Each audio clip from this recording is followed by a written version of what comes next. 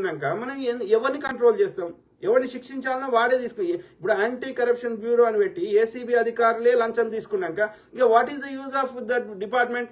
ఆ డిపార్ట్మెంట్కి అసలు దాని వాల్యూ లేదు కదా. ప్రజల కోసమే సేవ చేయడానికి పుట్టినాము, మాకు ఓటేయండి, మీకు ఇచ్చేస్తాము, వానికంటే ఇచ్చేస్తాము అన్న వాళ్ళు వచ్చేసి ఒక్కసారి అధికారాన్ని వాళ్ళని మొత్తం దోసుకున్నాక what is the use of that concept? ఆ పెట్టిన వ్యవస్థకి అర్థమే లేకుండా పోతుంది కదా.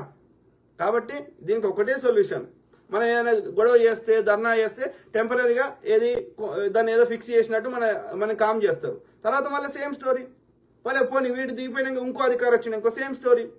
So the only fix for long term, సమస్యకి శాశ్వత పరిష్కారం ఏంటంటే చిన్నప్పటి నుంచి విలువలతో పెంచడం నేర్పాలి. అదొక్కటే మార్గం. రెండోది, ఎవడైనా తప్పు చేస్తే వాడిని కఠినంగా శిక్ష చేయాలి. కానీ ఎవడు శిక్ష చేయాలి? న్యాయవాది లంచం తీసుకోవట్టే, పోలీసు వాడు లంచం తీసుకోవట్టే, రాజకీయ నాయకులు లంచం తీసుకోవట్టే, సామాజిక కార్యకర్తలు లంచం తీసుకోవట్టే.